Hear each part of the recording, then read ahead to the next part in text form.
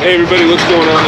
Welcome back to the channel. My name is Alan, and today we are going to be starting the transmission on my 06 Dodge Magnum RT. It's sitting out here. It's looking sad. It's been sitting out for a while. It's been getting real dusty. The paint's already, the clear coat's already been going to crap, so there's not a lot to save, but we do need to get it going back on the road. So this is what we're going to be working on for this episode, and I don't know how many episodes it's going to take at the moment. I always try to tell you guys how long it's going to take, and I'm always wrong, so we'll just have to see. But I think we're going to have to get it pulled up in here. No, we don't have to do that yet, actually, because this has already happened once before. If you followed along for a while, you'll know that I've had to replace this transmission already in the Magnum. I've got a couple videos on that. And what I did was go to the junkyard and pull one out of a 2.7 liter V6 Charger. It had a different bell housing, which is actually sitting right here. But, so I took off my stock bell housing, swapped it, transmission went in. It's been driving fine this whole time. 150, 170 bucks. I'm up and running again. And it's lasted a long time on a gamble. So I've got my money's worth. I'm not upset.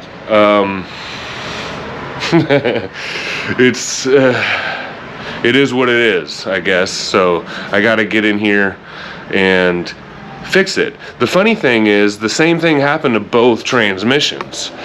It started this clicking sound, and then you just lost all gears. And if you let it cool down and start it back up, and you go, like, depending on how long you let it cool down, maybe depending on how severe it is, but you can get across the block or halfway across town, and then it's starting to click, and then you lost all gears again. I don't know what that is, but I think it's a common failure. Obviously, one of those common failures, which we'll cover. Hopefully, we'll cover it. I'm not going to try to do a lot of talking. I just want to put the camera on the table and let my hands do the talking. So we'll see how that goes. I'm already talking too much. I got the other kit here. This is actually the kit for the Chrysler 300, the other transmission that they have. This one is going to be the 722.6 transmission that Mercedes makes. I guess Chrysler is the only one that calls it a NAG1 after they put it in their stuff. And so I also got a TransGo shift kit that we'll have to keep an eye out for as we do the rebuild, because in the last rebuild I didn't realize that there were pieces of the shift kit that needed to go all the way down deep inside the transmission. And here's what we're dealing with as far as the kit goes. Unlike the Chrysler, I went with name brand clutches for the Dodge because it's going to have some horsepower, a little more than a V6 does anyway. And I might put a cam in it later too, so I just wanted to hold. This should hold up to, I'm guessing, at least 50 more horsepower than stock when you include the shift kit. And just like with the Chrysler, the seal kit is made up of Seal aftermarket products by Toledo. Toledo is also the same company that put together the shift kit for my truck that I did years ago. And we know these clutches are good because we've got the cross hatching in 4 or 2 directions, just like stock. So that's pretty awesome. I was a little irritated that even though I went cheap brand on the Chrysler clutches, they did not have this 2-direction cross hatching in it. They were all going 1 direction. So I'm glad to see this is well, these all fell out during shipping, but you can see here it's got the 4 ways. So I'm glad to see that. And then of course the shift kit, which looks like it's all valve body, unlike the Chrysler shift kit that had some pieces that needed to go deep inside. What are you doing? I'm trying to film here. I'm trying to film.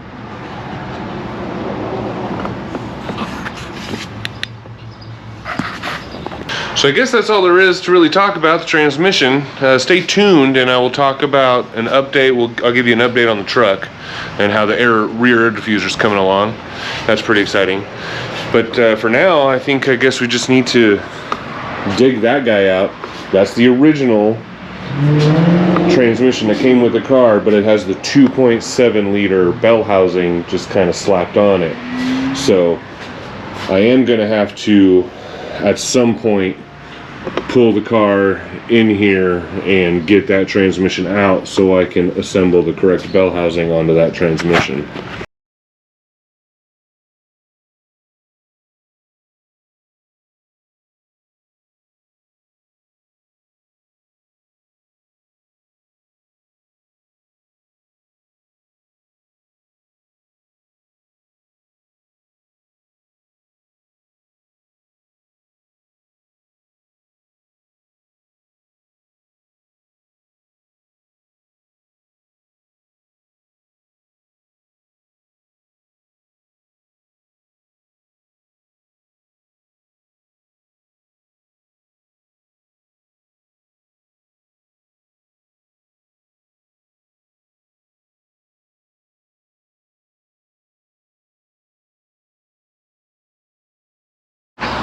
There's still a little bit of fluid in there. Those are GM starter bolts, by the way. A couple of those.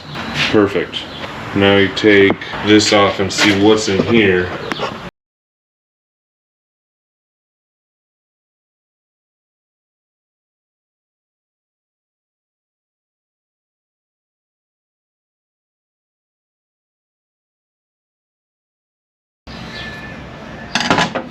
Why isn't that coming out?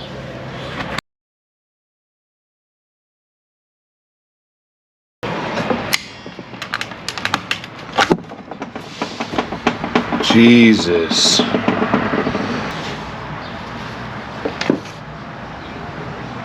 Gosh.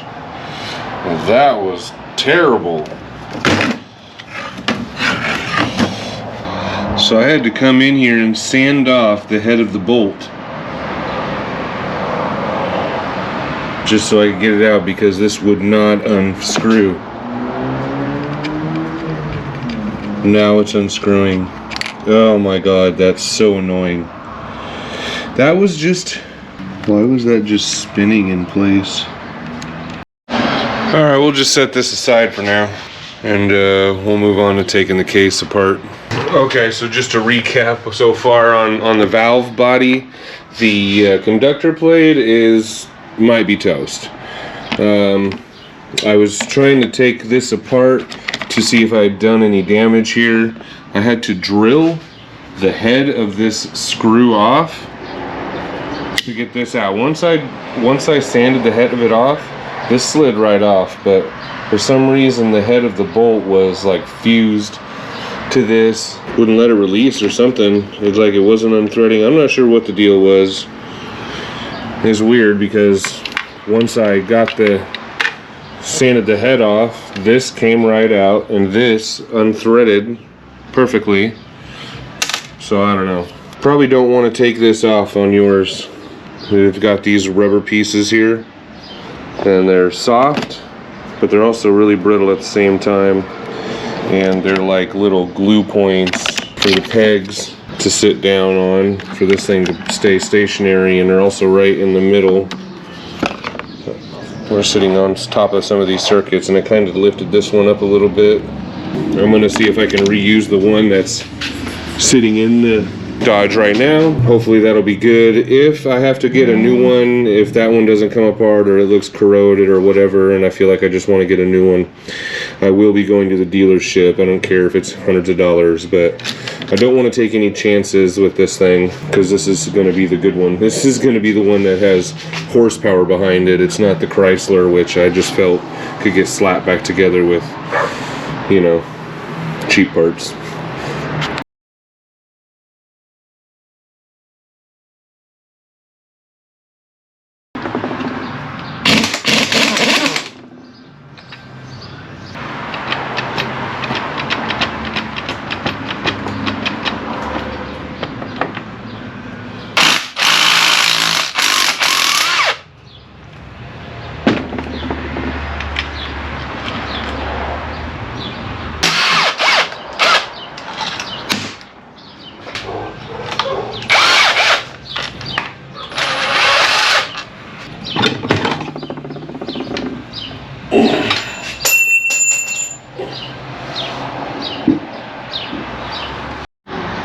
Well, that was easy enough. Now we're going to start with what's in here, getting the big lock ring, snap ring out.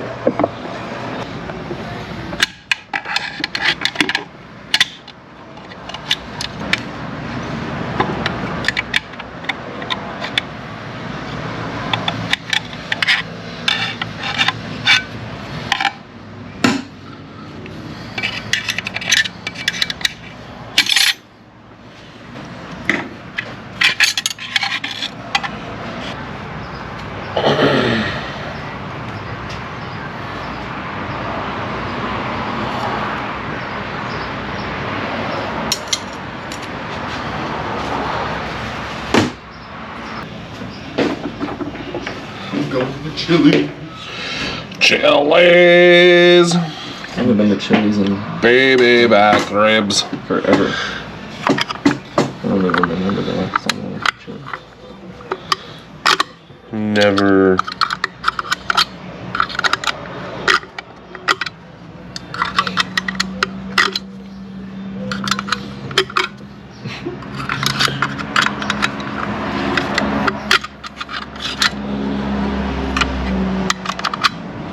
It's like a Garand cartridge. Magazine.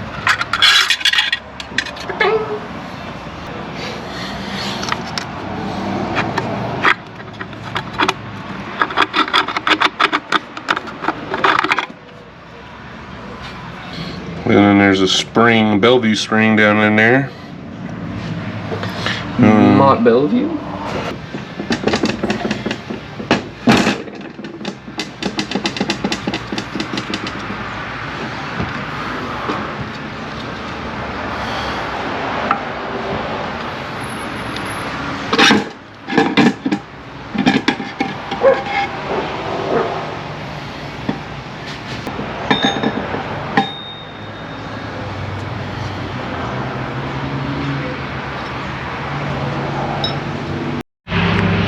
And that's it. That's the inside of it. You see, check this out. I'll show you guys what putting your car in park looks like. See that down there? That little piece sticking up is the only thing keeping your car from rolling away from you on the street.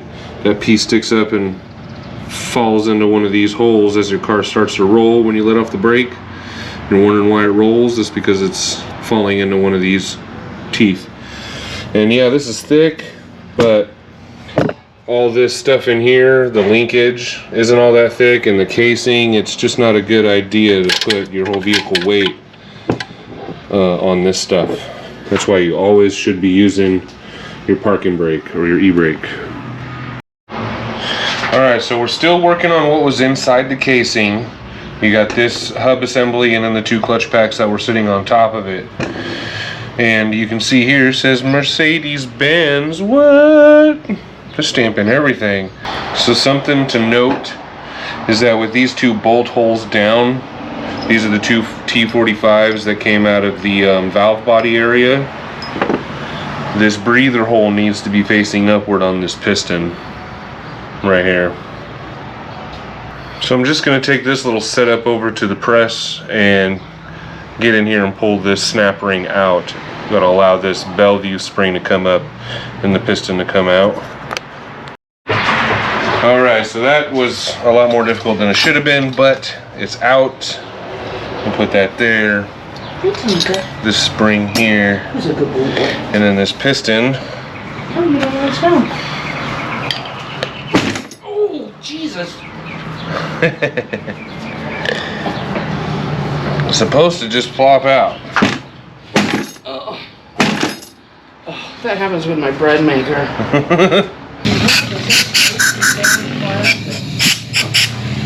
There it goes. Oh, it's leaking. Oh. Everywhere. I hope that's one of your good shirts.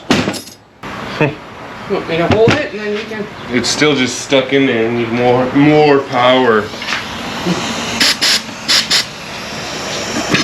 There we go. That's what you said last time. I know.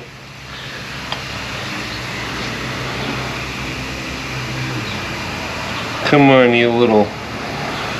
filthy whore bag.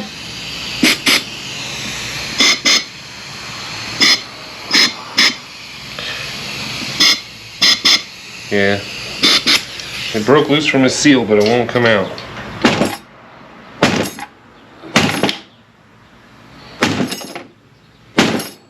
There it goes. Oh, that's what I'm talking about. Who's your daddy now? Might be this. There's something in here.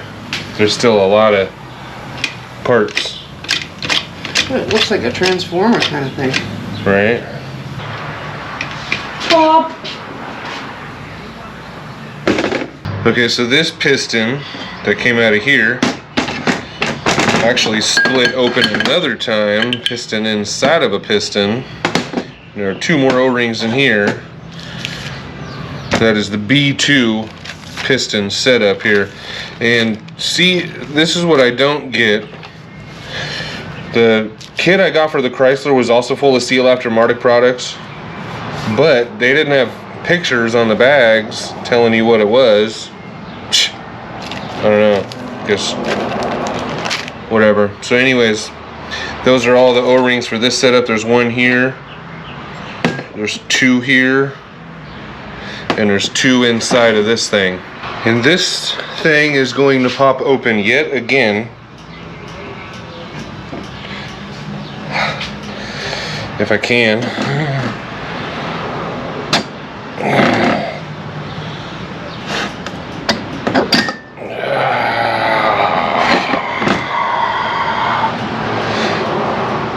More of the O-rings. That's the other one I was looking for.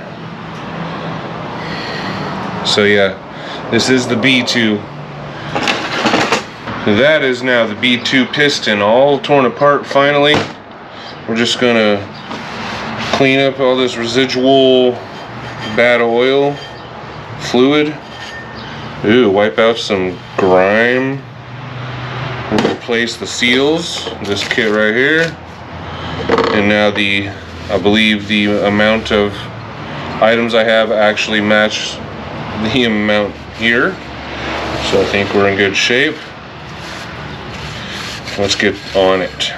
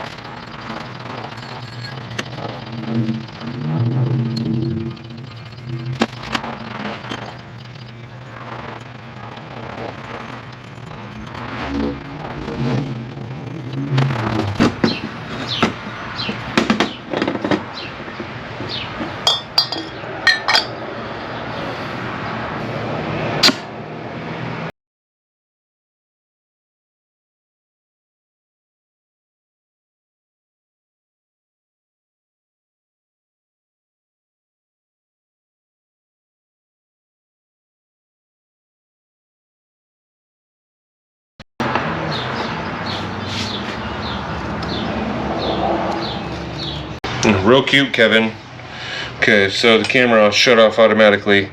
These are the races for like a GM, and actually I'll give you this part number. You can go into the store and buy it. LM501310. And this fits perfectly.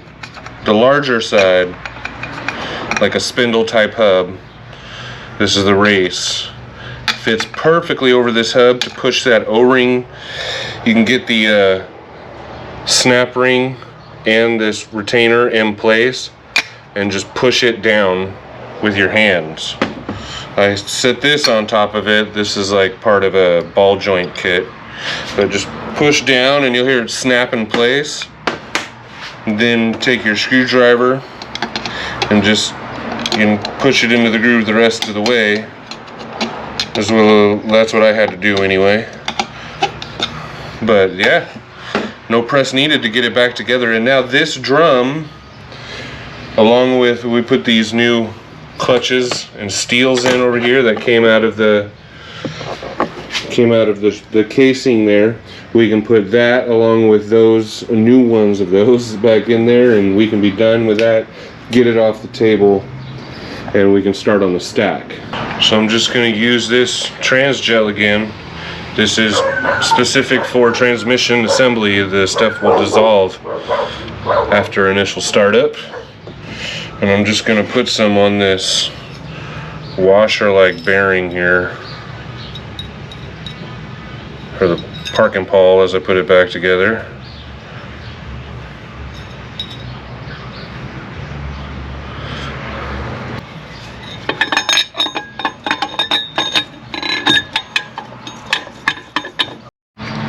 Okay, well, I clocked the inside stuff, but I did not clock, I forgot to clock the outer case. At least that's what I think the problem was, so let's try this again.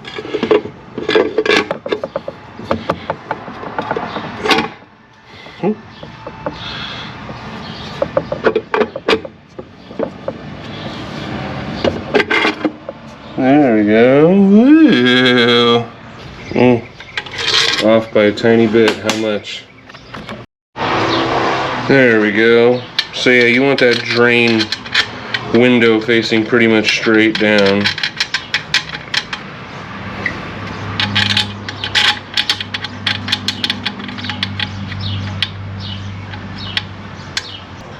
Alright, we're going to go ahead and tear some more of this apart. Apparently there's some variations in the amount of steels that can be inside of this thing, so I want to get it all laid out and just count them, basically, see where we're at. We'll get these nylon things out of the way, and then I'll just scoot it up and off for now.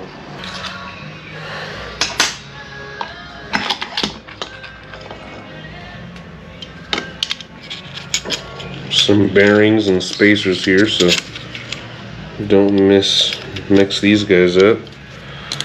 And there's the little tiny clutch pack in there, and there's the sun gear,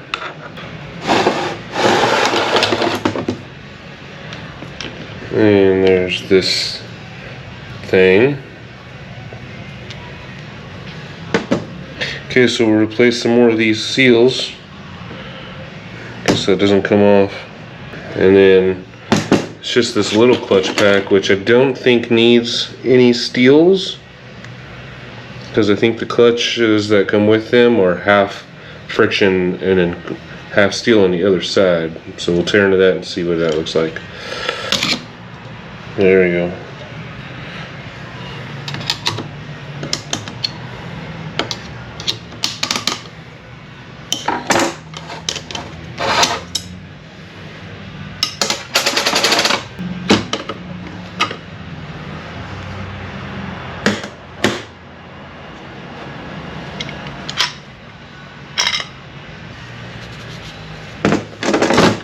So yeah, these are steel on one side, friction on the other. Okay, and it alternates.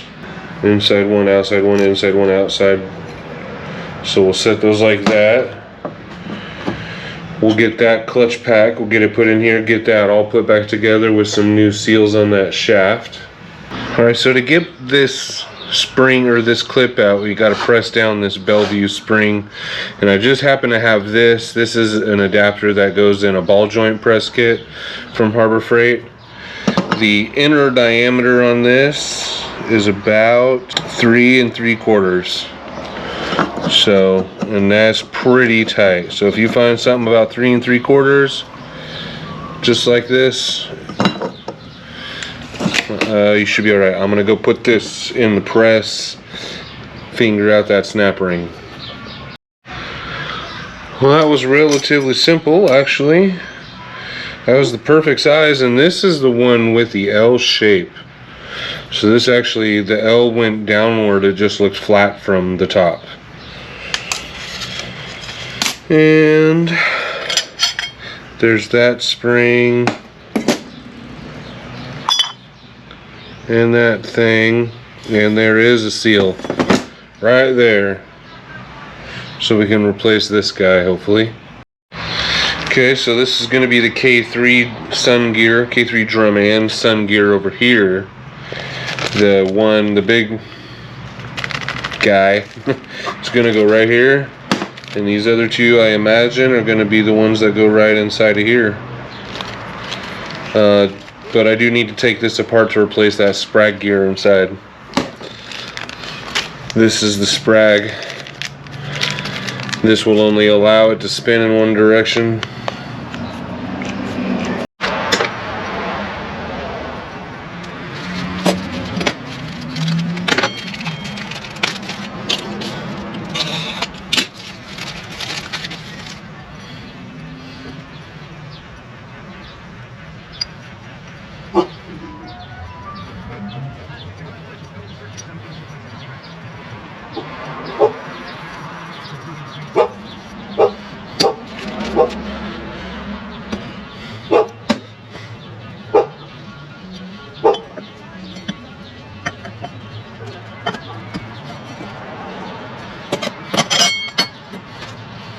L shape going down. And as far as pushing this guy in, I went to the store and got a couple different 4-inch adapter pieces. And that's going to be the one there, the small end of this.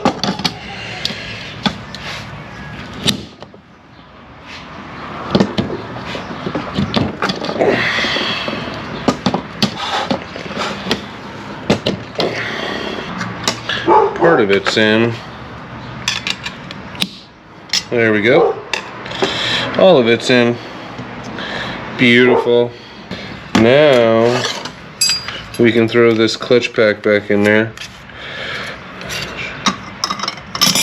Just need to, I should be soaking them.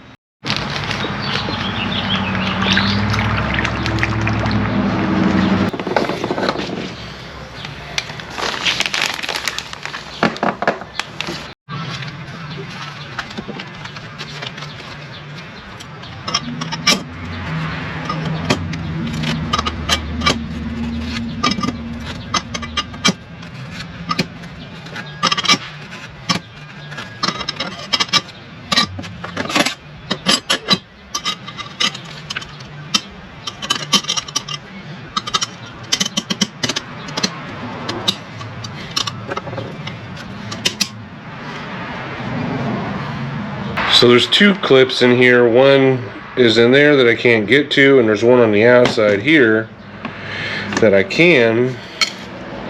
So I'm thinking if I do this one first, I might be able to get the other one out.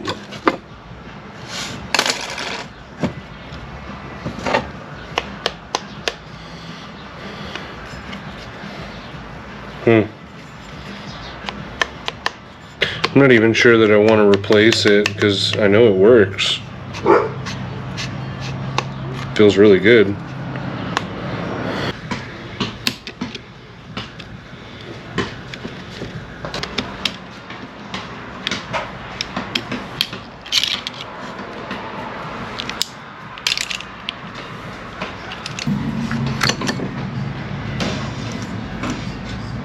It's not even the same.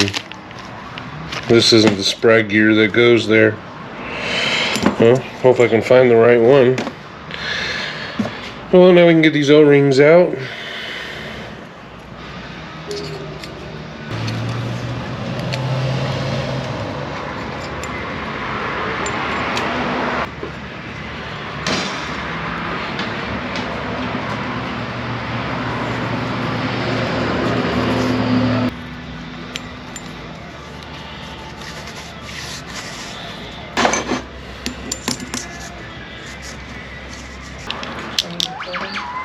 Yeah, what's up?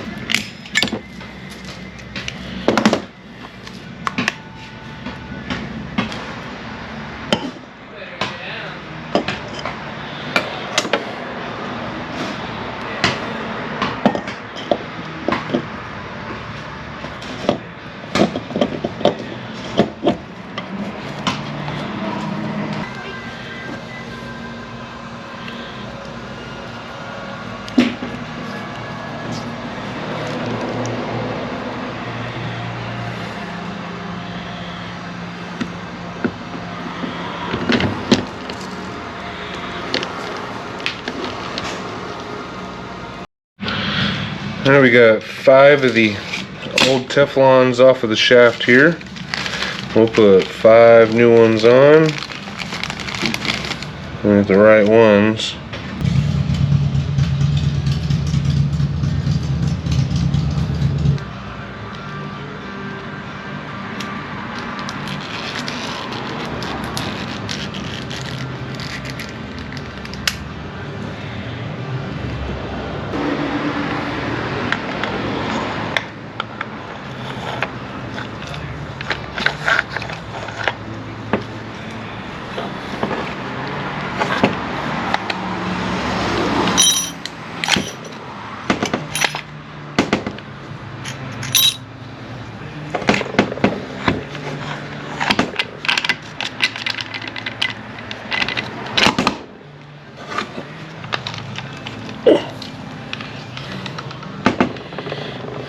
Whew, and that part's done.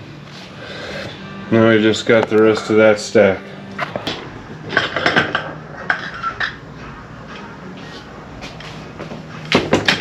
And that's where the 3 smaller sealing rings go.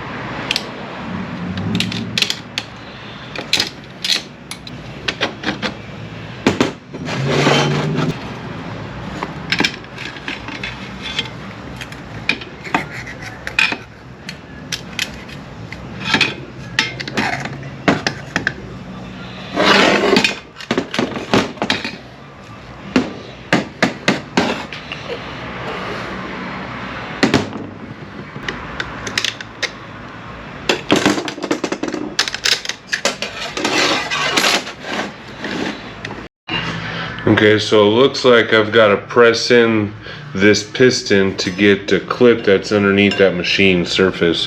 This is the K2 drum, and if you look here, there's a Bellevue spring underneath there that we got to squish down. So again, this is coming to the rescue. Seems to be pretty perfect. I'm gonna take it over to the press it down, scoop that thing out. Got that ring off, and that's a pretty pliable ring actually. It's pretty easy to get out of there. So now this piston should come out somehow.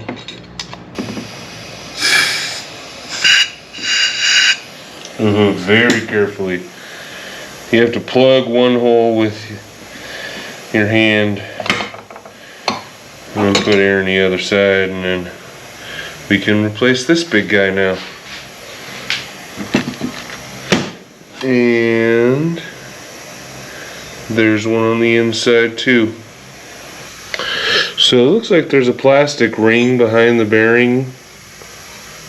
The bearing's not coming out without getting some sort of pilot puller, which I think that's what this ring here is for in this bag, because you got the 3 seals here that are also meant for it. Which means,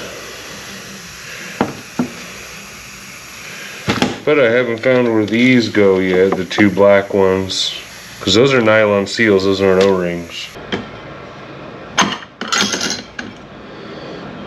There's the spring, and the other seal we gotta get.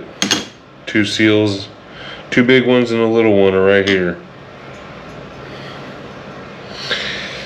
Those nylon, I haven't found out where these black nylons go yet.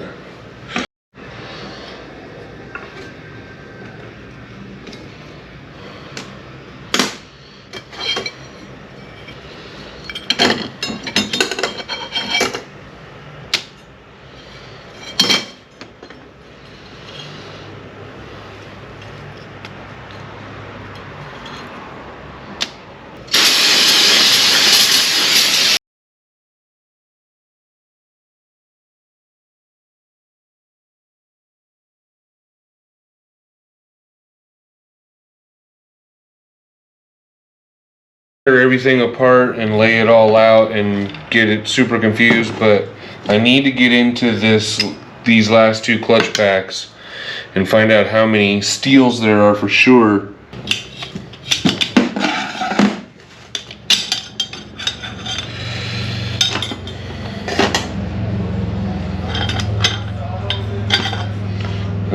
These thick guys don't count, but what I noticed in this K2 is that it's got a thin one in addition to the 5 that are all the same, and then there's the super thick one too. So I'm not 100% certain there if I'm supposed to include that thin one as one, but and then these, aha, see, okay, these are one side friction, one side steel. Okay, see, I couldn't tell that for sure. All I could really tell is one side was splined and one edge wasn't. So I don't need steels for that pack. Just want to make sure. Oh, I didn't even need a screwdriver for that one. I feel like I'm getting so good at this. They got the thick guy. Then you got a friction and a steel. Friction on one half, steel on the other. Okay, so I need steels for the B2, B3, and K2. 4, 5, and 6. 4, 5, and 5, or maybe 6. I have to look into that. I don't know how I'm gonna look into it, but I'm gonna maybe look into it.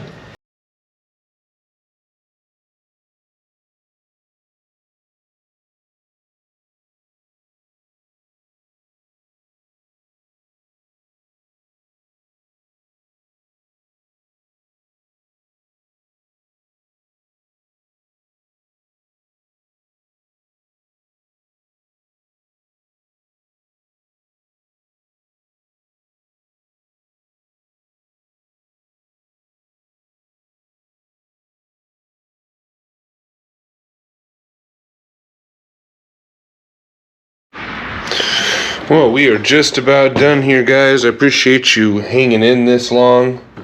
You know, I'm sorry for being a mediocre YouTuber, but that's the way it is sometimes. I have to wait for more parts because I am unprepared. But I will get them here and we will get moving on to the next video. Once those parts are here, it's going to be pretty easy. It's just the steels set. I just need some new steels to finish up like the B1 or the, what was it, the B2 and the B3 and the K5 and the something else, and I don't know. But when those show up, this will go together pretty fast, and then we can move on to the valve body and the TransGo shift kit. We did get 2 items like fully rebuilt with seals and clutches. This one here and this one here. We got the Sprag, new Sprag gear, if that's what that's called, bearing in place. There is another smaller diameter Sprag that I did not realize, but you know, it was my first time rebuilding the NAG1. So the next one, I'll know what to buy if there is a next one. We are also done with our sealing ring kit. There's just that one white bushing left that is behind that pilot bearing that I'm not touching. And as for the rest of these bushings too, I have been looking them over, and even though I bought a few here and there, it's not worth it, my stress level, to try and remove bushings that aren't damaged visibly or showing anywhere, you know, and risk damaging and putting marks in all the aluminum and stuff. And then you gotta hope you got it in there nice and straight and whatever, but I'm just not gonna do it. So now that we're done with all of that, we can wait for the seals and also this bonded piston. It is the only bonded piston, and this is the B1 piston assembly, I guess you call it, or B1 drum. But yeah, this one seems alright, but I gotta remember too, this sat on the floor over there for over a year now, so I I just don't want to take any chances on the only bonded piston in here. I've replaced all the other seals, clutches. Might as well do this too. So when those parts go in, we'll do a second video on the transmission. In the meantime, after this video, we're probably gonna head on over to the pickup truck because it's so far away. And we're gonna start putting on this spoiler, or no, what is that? Air diffuser. We're gonna get that put on, get rid of the rivets, get it bolted on, and then we can start making the fins that go for it. But until then, please like, subscribe, and hit the bell so you can get notified when those videos come out. I appreciate it very much, guys. And if you want to help out, hit that super thanks button down below. Peace.